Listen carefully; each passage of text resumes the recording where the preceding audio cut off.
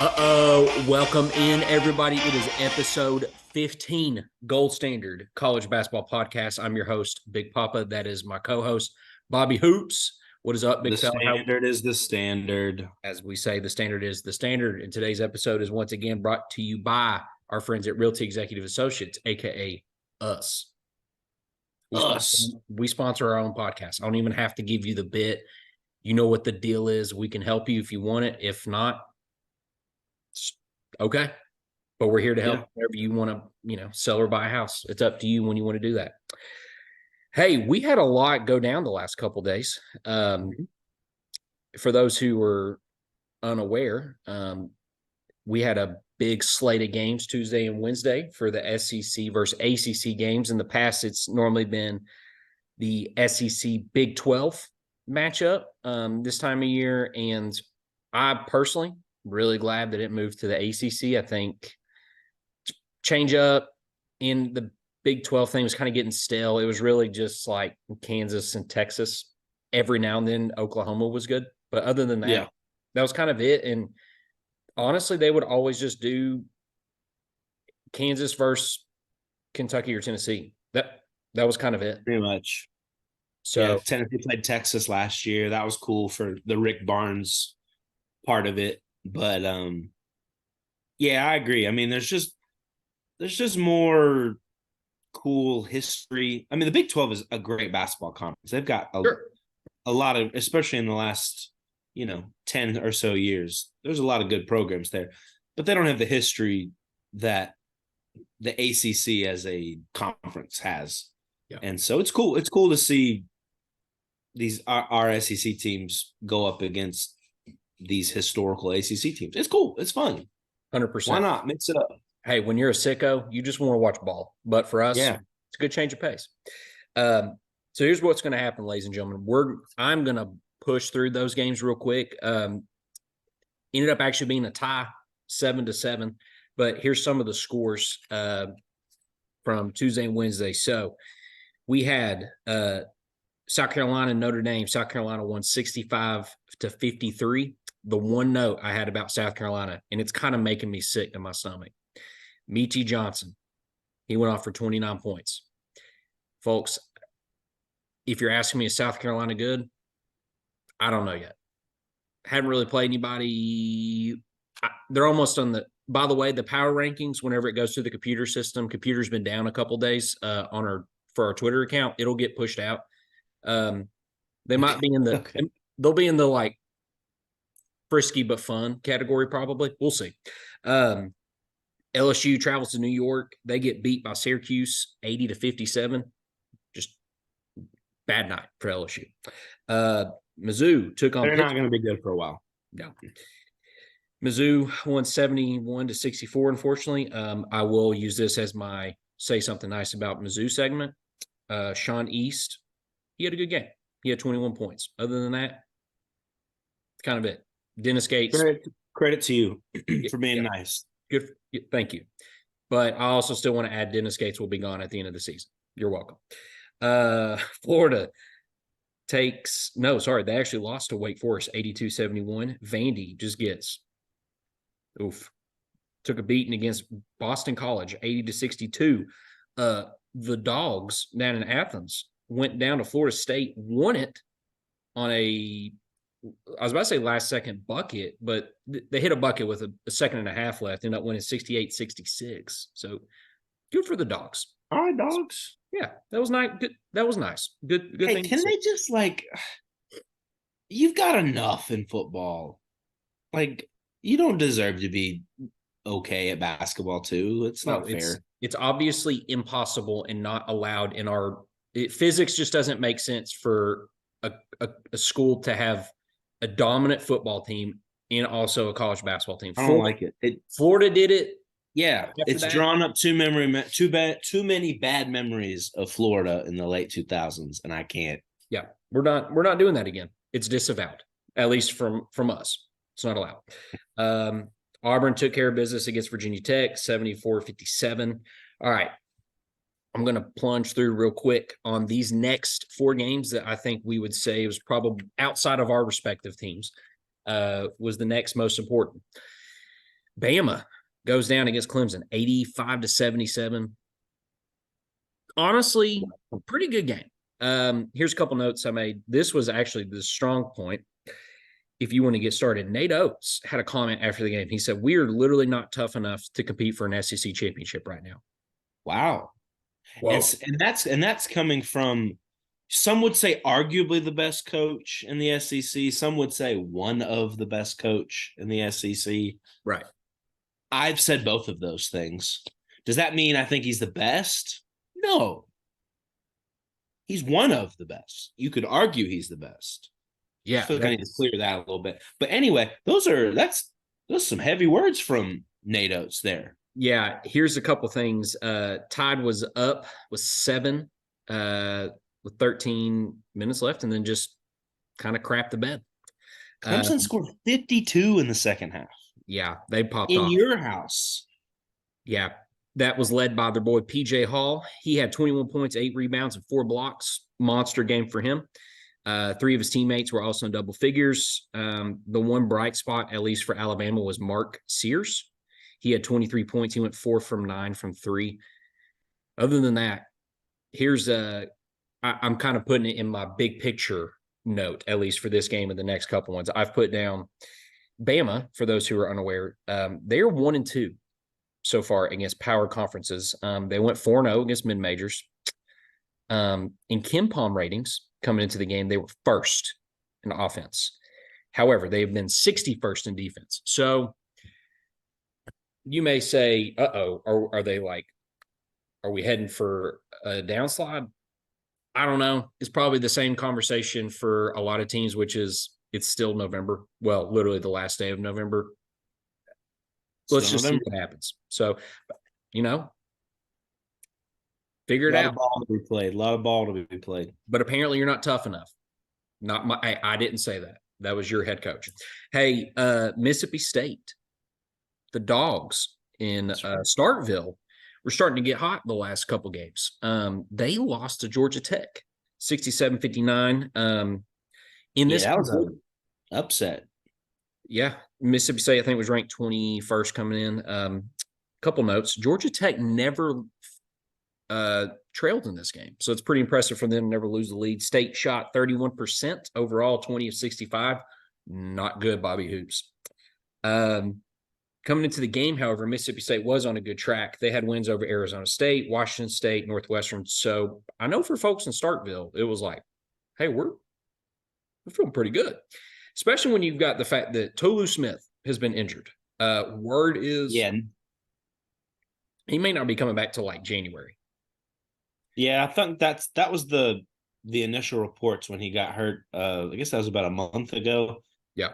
So I mean, they had to be feeling pretty good about themselves. They were 6-0 going into that game, and without Tolu, that's all pretty impressive. But yeah, that was a little bit of a wet blanket.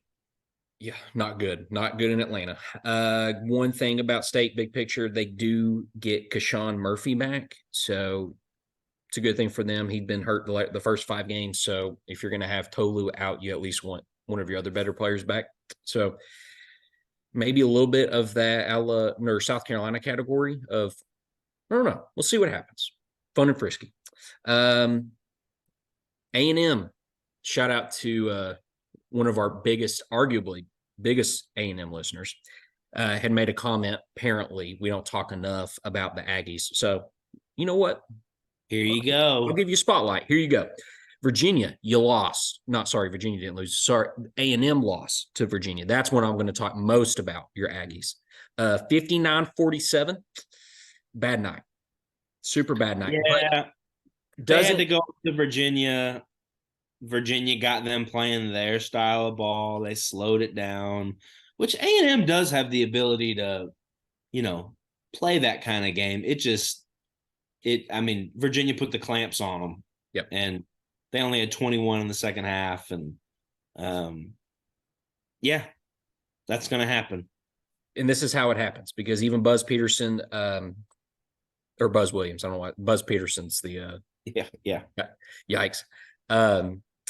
Basically made a comment that said, we beat Virginia on second chance points. 16-3. We out-rebounded them 42-30. We had 18 offensive rebounds, and we made more free throws than they even attempted. And you know how they lost? Turnovers. They had 16 turnovers. That'll do it. That's how you lose, especially when you have limited possessions. That's how you lose. And that's what you get, like you said, that's what you get with Virginia. They're not going to do a track meet with you. They're going to grind you down. Pull you in the mud, make you fight your way out. And if you can't score on almost every possession, good luck. Just that's what they want to do. And if you're not ready for it, yikes, you're probably not going to win many of them against them. Look, I think they'll be fine. They're 6-2. Yeah. Yeah. And them because their games coming up. They've got DePaul, Memphis, Houston. Start that one, ladies and gentlemen. That'll be a good game. Houston Christian, and then they have Prairie View before they open up league play. So I mean, you're talking they could go 7, 8, 9. They could be 11-2 going into league play if they beat Houston. If worst case you're 10-2 playing LSU, you're fine. You probably just want the Houston game for the sake of March to show like, ooh, could we get a C line off? That's a good win. Yep. Yeah. All right. The last one, which was a pretty big game on Wednesday night, the Hogs and Fayetteville taking down Duke 80-75. Another, court storming down in Fayetteville. I'm starting to wonder if they just storm the court like every game. Yeah, it's not as cool as when you do it every time. Yeah, it's kind of getting to the point too. Where is Fayetteville? Actually, I'm starting to wonder. Connect the dots, guy. Just saying. Oh, okay. Maybe Fayetteville is trying to show off how much money they have because the fine goes up every time you storm the court, and maybe you're just trying to flash your dollars and say, "Hey, we can pay these fines." AKA, we've got a lot of money for NIL. So, hey, sick flex. We can storm the court every time. We don't care. I'm just saying, maybe that's also a reason why at blue blood schools they don't storm. Maybe deep down they just don't have money. What? There's a part of me that wants to do the like, hey, act like you've been there before. Do the old fuddy duddy. Yeah. Wet blanket. Like, come on. It's not I like think you have an argument. But also, hey, go crazy. You beat Duke. Everybody loves beating Duke. Everybody gets fired up beating Duke. Yeah. Doesn't matter if it's North Carolina or if it's Arkansas or whoever. Like, you beat Duke. It's Duke. It doesn't matter if they're ranked or not. Let's party. Let's all run on the court. We beat Duke. Run wild. I'm just surprised Musselman didn't take his shirt off because that's all it was missing. Yeah. That was his 100th victory. So congrats to Coach Musselman. Bus. Couple notes. Arkansas was 36-9 for bench points. So kudos to them. Held Duke to 36% shooting wise. It's a tough place to play.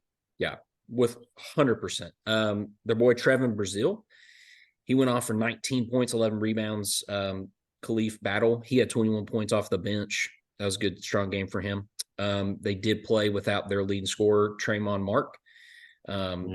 And the one shining thing was Kyle Filipowski for Duke. He had 26 points and 10 rebounds. That's probably just going to be Duke's mantra is Kyle's going to be probably a double-double guy almost every night. We'll see. Big picture, Arkansas, I think they're back in the top 25. And then got a couple doinker games after that. So Duke's back. They've got all their talented, annoying white guys. Yeah, so that's right. And Kyle Filipowski is the exact definition of, is he the one everybody hates at Duke? Is the white guy? Yeah, everybody hates him. So pretty much, yeah. Everybody got something. All right. The two most important games, at least, that everybody comes onto the pod for, right? Cats and Vols. So, ladies and gentlemen, here's what's going to happen. Because I'm I would say most likely in a complete opposite affection for my team at this moment in college basketball, I'm going to go first because Bobby Hoops deserves all of the space, time, and energy that he needs to put out to talk about his team. And that's sweet of you. I want that. Yeah, I want that to be the spotlight because I've had plenty of shows where I've come on here and talked about JVC, however many times, not just on the show, but over the years, and like losing my mind. However, am losing my mind in a good way because the Cats, baby, destroyed Miami up in Rupp, Lexington, Kentucky on a fine Tuesday night. I mean, here's my highlights. Look, Reed Shepherd, I think, is getting to the point where you have to start wondering, is he the best player on the team? He's coming off the bench too. He doesn't even start. He comes off the bench.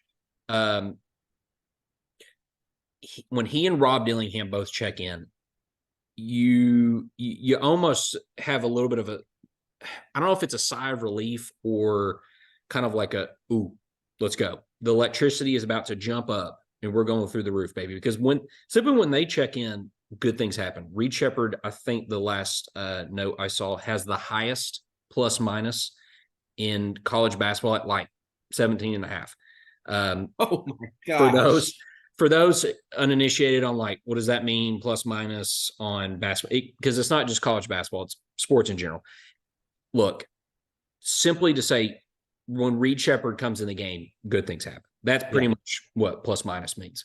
I don't need to be like, it's loosely, it's however many on average points your team scores or gets scored on when you're on the court. Correct. And then you're also adding in how many are they getting buckets? Are they turning the ball over? Individual stats. But yes, you are correct. But yeah, when he's in the game, if your plus minus is really high and 17 and a half is really high, then you are doing great things for your team. Quite frankly, that's a little bit insane how good that is. It is insane. Yeah. My boy Big Tone had a quiet, strong night, which I'm starting to some degree, I'm like, I love it. Even though I want Tone to go off for 30 every night and have anywhere from 5 to 7 threes. But he had 18 points and just went 1 from 3 from 3-point land, but he went 7 for 12 on the night. Justin Edwards, he had a good night. I mean, maybe the best game he's had so far. It's taken him a little bit to get going, but it's nice to see. He had 11 points, 3 rebounds. Who else? Trey Mitchell. Good game from him. 14 points, 5 rebounds, 7 assists. DJ Wagner got hurt. Seems to be fine. Definitely hope it's nothing bad, but I wouldn't be shocked if he doesn't play for a game or two. Just doinker games coming up. You don't want to rush him back. Reed Shepherd was talking about, he had 21 points off the bench, 4 assists, 5 rebounds. My boy Rob Dillingham, he went for 12 points, 5 rebounds, 9 assists. Would you believe if I told you Rob Dillingham leads the SEC in assists right now off the bench? I don't think I would believe you, but you wouldn't be lying to me. It's just like, how does that make sense? Your bench guy both of your bench guys are leading the SEC and the nation in multiple categories. The big thing that I love, and I sent it to our group text, right, saying like my head could explode from excitement or I could bust into confetti at this point, is basically Kentucky is leading the country in offensive efficiency, and it's wonderful. They spread the floor. We're talking 4 out, 1 in, 5 out. They just, I talked about it last episode of Random Basketball. Really, they're kind of just playing pickup and just running off instinct. And look, it's working. Keep doing it. Please don't change anything when Aaron Bradshaw's supposed to come back Saturday. Another thing, arguably your biggest recruit hasn't even played. He's supposed to play. I forgot about that too. This is getting worse for me by the minute. I will end it with this, because somebody said this or asked me last night, small group, said, so like, when this is going on in comparison to the last 4 years, like, how do you feel? Are you like, oh, like, get me to March right now, it's chip or nothing?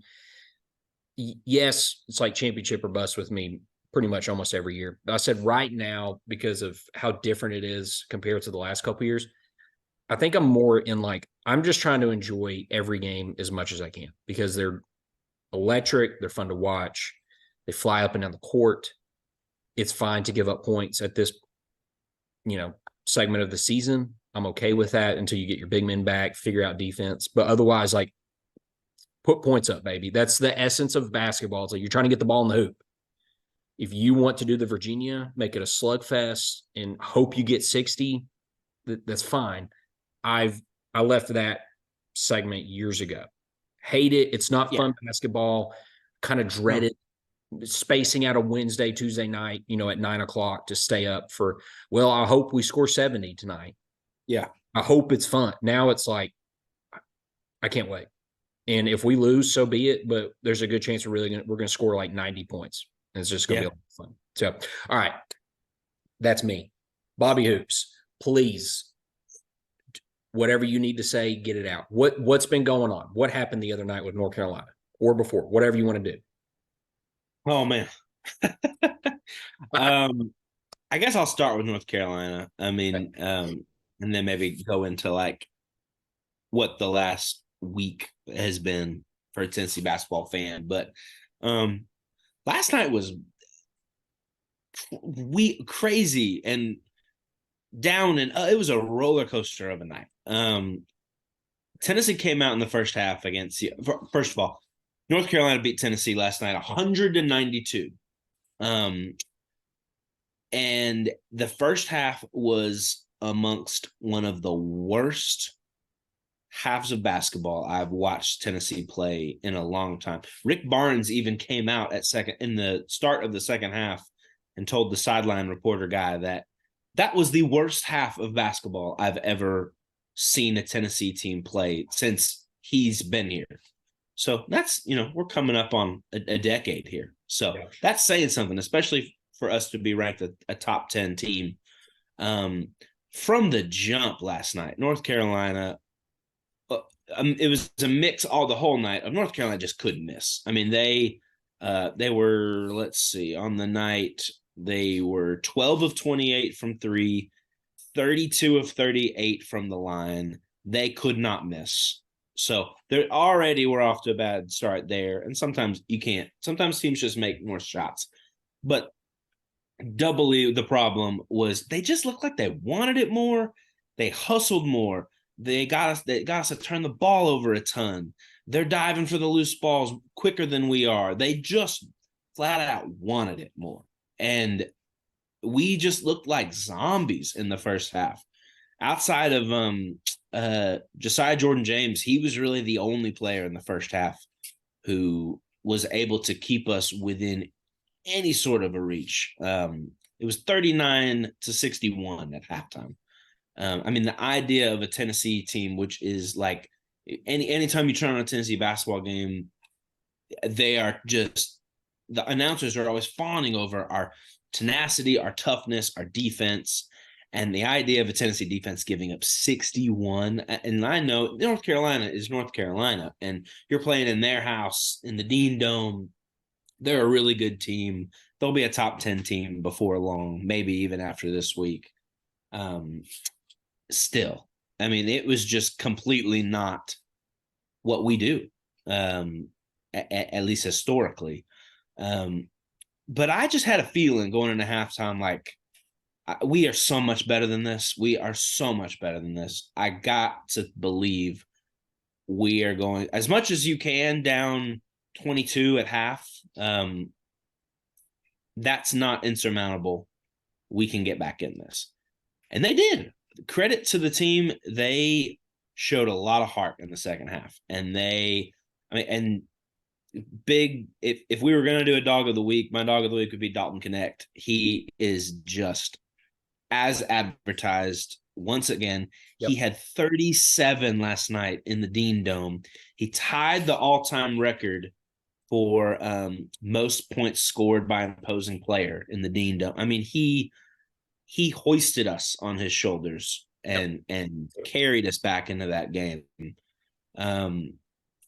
Ultimately, it was just you dug yourself into too deep of a hole in the first half. And I think at one point we cut it to 7, and then UNC got it back up to like 12, 13. And then we got it back to like 6.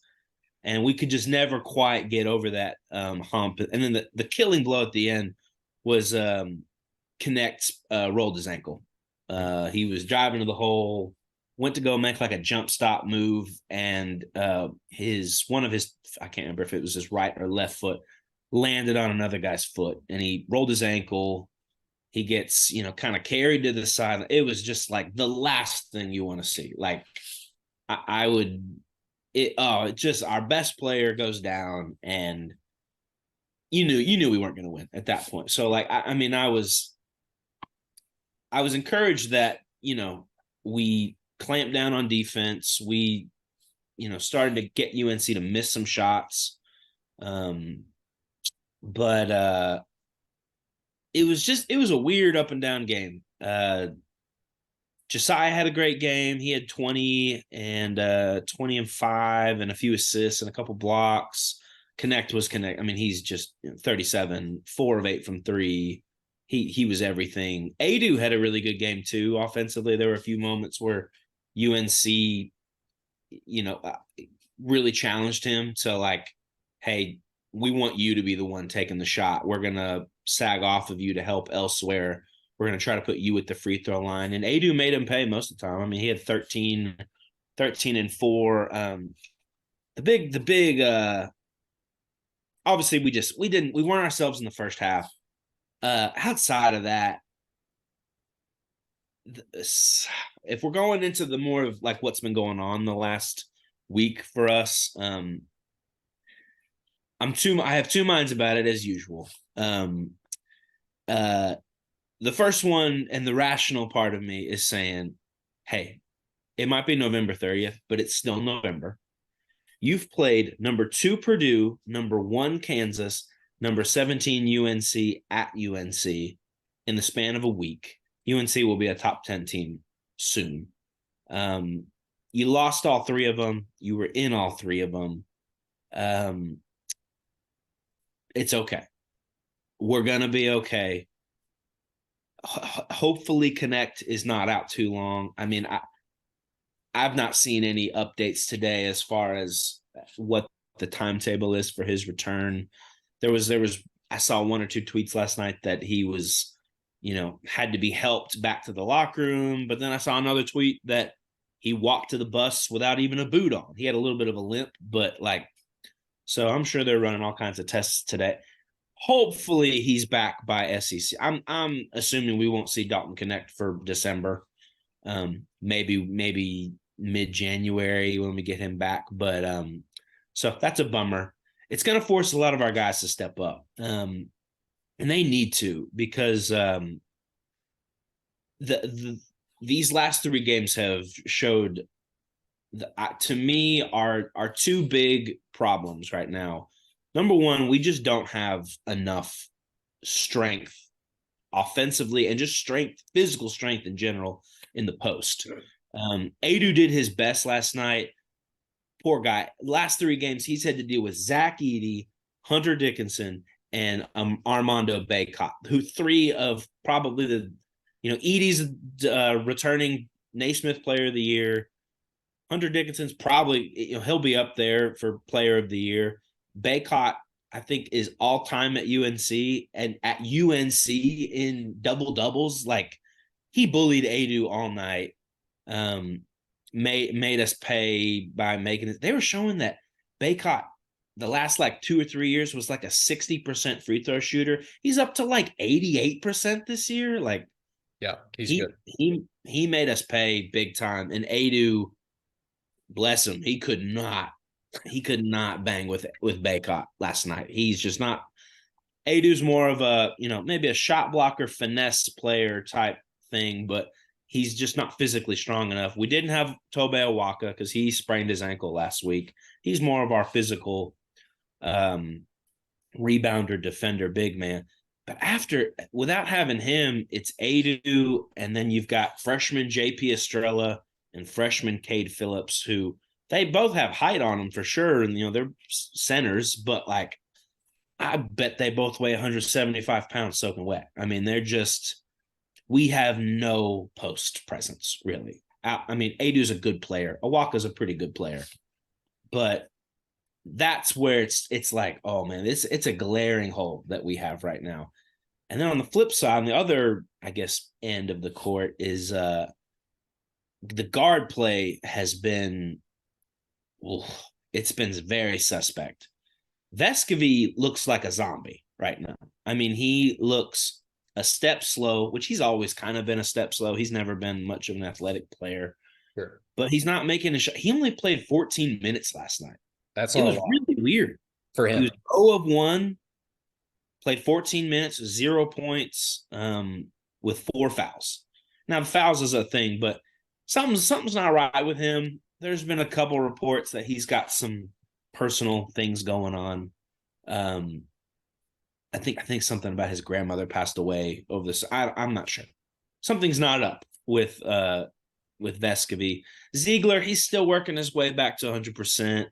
It's more of like, man, you're making silly mistakes and dumb turnovers, and just kind of like we just need those two to be better, especially now that we don't have Dalton Connect. Yeah. We need to get Awaka back healthy. We need to get Freddie DeLone, who I was talking about him a few weeks ago. He's kind of he's a red shirt freshman shooting guard, but he has the ability to handle the ball, and he had a really good summer and did a number of I was about to say he played for the under-19 Team USA team, but that was Awaka. But anyway, Freddie DeLone's going to be an important player for us going forward with Connect out a while. But really, we just need guys to step up. I think Gainey's going to be another big player for us. I like how aggressive he is, and he's a guy out there. He comes off the bench, but he was firing now. He was 1 of 9 from 3 last night and 5 of 15 from the floor. Like, we're gonna need him to start making some shots, because there was a lot of open shots last night that were missed. And the last thing that concerns me, this is a lot of concerns that I'm throwing at you right now. In these 3 games, the last 3 games against Purdue, Kansas, and now North Carolina, in the Purdue game, which was a bit of a sham of a refereeing game, Purdue shot 18 more free throws than us. They shot 48 free throws in that game to our 30. That's a lot of free throws. Kansas shot 22 free throws to our 8 in that game. And last night, North Carolina shot 38 free throws to our 16 free throws. What really good teams do is go to the free throw line and make their free throws. That is what, look at any of the top teams forever. They do a good job of getting to the hole, getting to the rack, driving, and getting fouled. Yep. And then you make the team pay for it by making your free throws. And if you look at our free throw shooting it's been good. I mean, we were 13 of 16 last night, 7 of 8 against Kansas, 21 of 30 against Purdue. That's not awesome, but it's not terrible. And it's like, we got to go to the free throw line more. We've got guys who are a little undersized, they want to stay back and shoot jump shots. And when you're making the jump shots, it works. And we've been in all these games on the back of our jump shooting. But you've got to make the defense work more. You've got to get to the rack, get fouled, and go shoot free throws. Because that's, when I'm looking at the stats, it's very quickly the last 3 games against 3 of the top teams in the country. That's the difference, is free throws. You're getting outshot at the free throw line by almost double every game. Yep. And to me, very quickly, if we're, that's an easy thing to turn around, is let's get to the rack, drive to the hole, make them value, and make them pay. I want to see that more from us going forward. I'm not really panicking. It's November. You've played 3 of the top 10 teams in the country in a week. That's tough. None of those games were at home. 2 of them were at a neutral site in Hawaii. 1 of them was in the Dean Dome. The sky is not falling, but right now it's tough. It's especially with DK gone. Yeah. because oh my gosh, last night just showed you how special he is. So I still feel fine about us going forward. I think these are 3 games that are going to make us better going forward. But and I trust Rick Barnes to, but all right, that was a bad week against 3 really good teams, but we're a really good team, and I believe we're a really good team. But guys have got to step up, especially now with Connect out. So that's all I got to say about that. I got one question real quick. Hit me. Do you think Rick Barnes needs to have a change of heart on his philosophy for this team this year instead of being all 110%, we're defense, baby. If we score 80 on a good night, cool, so be it. Or are you like, we'll see. Like everything, like we're still okay. So, BP, to answer your question, do I think that Rick Barnes needs to change his overall philosophy in that we're a defense team? We're going to probably slow the pace a little, more physical. We're going to run the offense, and it's going to get guys open for jump shots, and then we hit the jump shots. Yes and no. I think with Connect out for a while, you can't really do that. With Connect, absolutely, let's run and gun. If Gainey is playing to the caliber that he probably can, he's missing a lot of shots right now. But if Gainey can do what he can do, yeah, let's run and gun, baby. When Freddie DeLone gets back, yeah, let's run and gun. But like the rest of this team that has been here has shown we can't really do that with them. They're all recruited and brought here more for defense and to run the design offense the way it's designed to be run. So right now the answer is probably no to that. We gotta with Connect out, we gotta grind these games out and win physically and make our jump shots when they're open because that's probably the only thing we can do right now. So we'll be okay. We will survive this. I believe it. Dalton Connect, I send you all of the ankle energy healing vibes that I can. Get well soon, my sweet prince. We need you back on the hardwood. And that's it. Thanks for listening to the Gold Standard College Basketball Podcast for Big Papa. I'm Bobby Hoops. Thanks for listening.